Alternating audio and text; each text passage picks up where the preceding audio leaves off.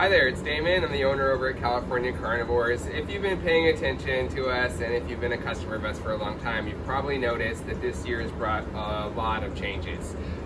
We've really taken a look at our nursery this year particularly and wanted to see how can we do things better, how can we serve our customers even better, how can we get you guys even nicer plants.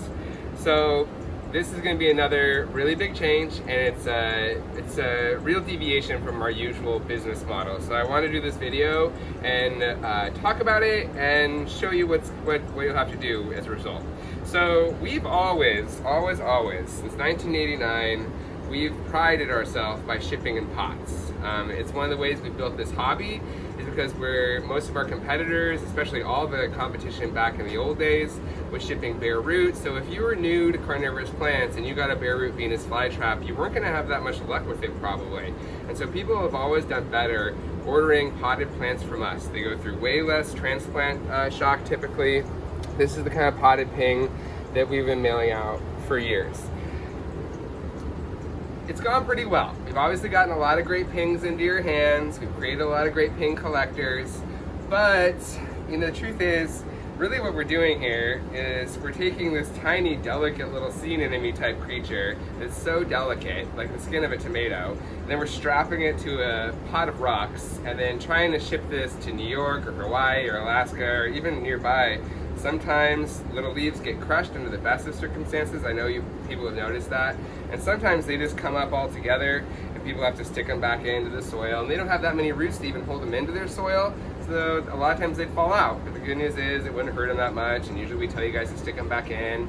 And mostly it went well. But we've noticed recently that we've really been shipping way more pings. And now that we've increased the volume and they've become so crazy popular, we've really noticed that lots of times they're getting more squished than we'd like. They're living, they're doing great, but we really want to get these to you better. So here's what we're going to do. We're going to start shipping them bare root only from now on. It is going to require you guys to have a little bit more potting knowledge on your end, and so some of the beginning customers, it might be a little bit tricky, and that's why we're creating this video, so you can learn how to do it. The other thing I'll say is these plastic pots were not winning us any awards with the ladies. Mostly, let's face it, no offense, I love the butterworts, they're my favorite, but we have a lot of ladies who love butterworts and want to grow them as houseplants. They do not want to grow them in houseplants in little plastic pots. The guys who grow Venus flytraps, we don't really care, but most of the people who are growing butterworts, they're often a little bit more persnickety, like myself. We like something a little prettier.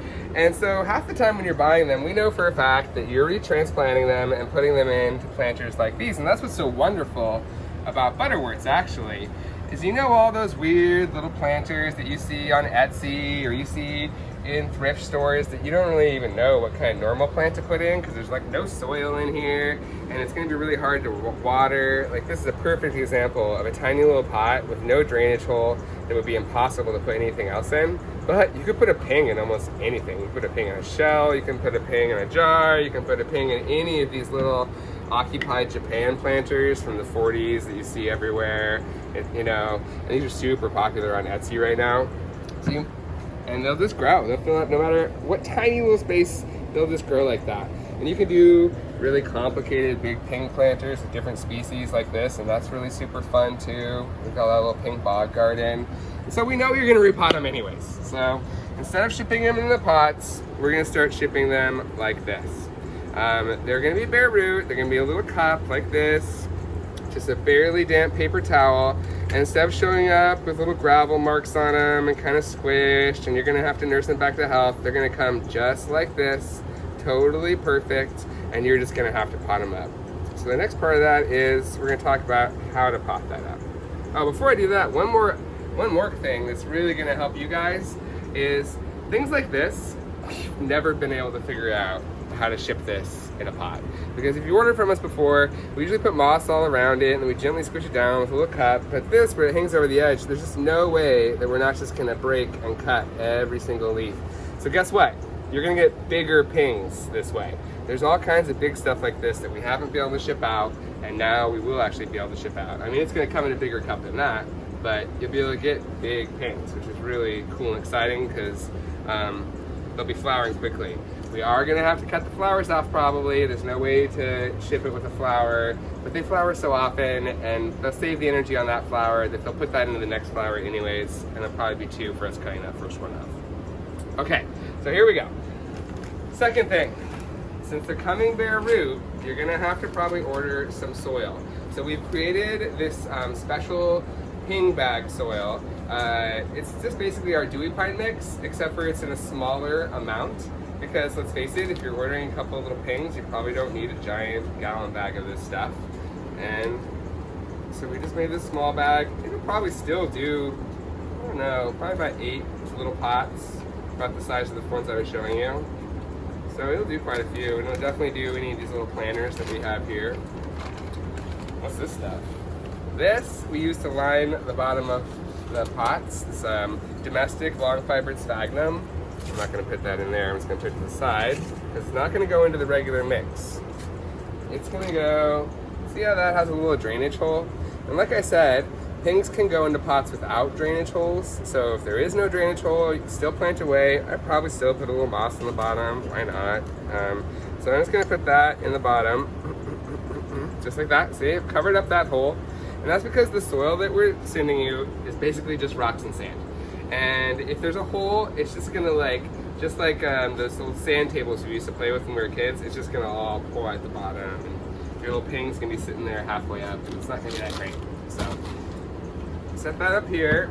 This is the soil. If you buy the ping mix from us, it already comes mixed. It's 2 parts pumice, 1 part perlite, 1 part peat, and 1 part sand. Sand is a tricky one. Don't get it from the beach. There's salts in there, that'll kill them. Use washed horticultural sand or washed clay sand. Both of those are good, safe sands. And we're just gonna put a little bit in here. If you keep the soil dry, it'll last forever. But once you get it wet, it's gonna be hard to put it back in the bag without it starting to break down and get kind of funky and mossy. So keep it dry, only wet the parts that you need. So this is the soil. It's all mixed up. It's okay if the moss is in there a little bit. And then this is distilled water. Remember, when you're mixing soil, still use distilled water. Don't use your tap water. You don't want to start things off with minerals in there. Just because you're not watering with it doesn't mean you still don't need to use the good water. I do almost everything with my hands. I always have. You could use a little spoon if you're more delicate than me. That's probably like a little too wet, honestly. The water's gonna fall out pretty quick, but if you make it a little too wet, add a little more soil. None of this is an exact science. That's the wonderful thing about growing plants, is kind of like science and art combined. It takes a little magic too to make sure it works out, but none of it's too super important, just like cooking. So now I have my wet soil, and it's pretty wet. See, there's water that squeezes out when I squeeze it. And we're just gonna put that in. How far you fill it, that's totally up to you. If you want it to be a little bit more sunken in there, kind of bloom up from the bottom like some of these other planters, that's cool. I usually fill them up pretty high because it probably will settle. The more you pack it down, the less it's gonna settle, and it's mostly rock, so it probably won't settle that much, but it could. I pack it down pretty well. And then here's my little bare root ping that I just got from California Carnivores. Oh my God, hooray. Oh, here's another thing. You know, it's really easy to get these dirty because they have sticky leaves, and none of our soil is actually soil. So the good news about that is if you keep a little bowl of water on hand, you can just dunk it in and it just comes up clean. And that's kind of a pro tip. Make sure that your little butterwort doesn't come up all completely gross. So now we're gonna take it out. Like I said before, butterworts have no roots. That's a totally, it's actually a lot of roots for a butterwort. They could have way less than that. People sometimes call in a panic when it's pulled out of the pot and they're like, it has no roots. I'm like, yeah, none of them have any roots. So don't be shocked if there's not much on there. And also, they're really delicate to hold. So much of plant work is knowing what you can and can't do with these things, and I've been touching them for 30 years, so, you know, I'm pretty, I move pretty gingerly with these things. But you want to be really careful. There's really just a little union in the middle here. This is the crown where the plant lives. If that falls off, it might die. And if you are too rough with this, the whole thing can just come apart in your hands. Don't despair. You could take every little leaf and stick it in there. It'll all turn into a new smaller plant. Maybe you'll end up with 12 smaller plants instead of one big one. But you can do that, so it's not the end of the world if you accidentally do that. You know, don't crush the leaves. Every time you bruise it, it's going to cause a little bit more damage, and we're shipping it bare root to avoid that, let's not forget. And you get to put it in your favorite pretty pot when it gets to your house. So I just made that little hole.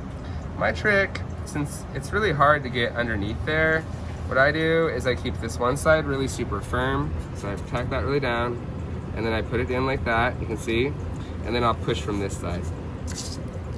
And I'll just put a little bit more dirt to kind of push and pinch it in from that side.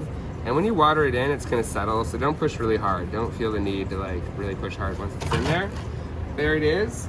Always water things in. That's just gonna remove any kind of like air bubbles that might be in there. If this soil hasn't really settled against the roots as well as I would like it to, this water is gonna make that happen. Don't do a really heavy stream of water. The thing about this pink soil is if you just use like a watering can like this to wash it off, watch what happens. It's just gonna tear that stuff up. And it's the same thing in the pot, so it'll just wreck everything you just did. So you want like maybe a mister would be a great way to water it in, or a sprinkle can like this. And again, like with these Dram sprinkle cans, which are so great, they make small ones. If you go like that, it's a really strong stream.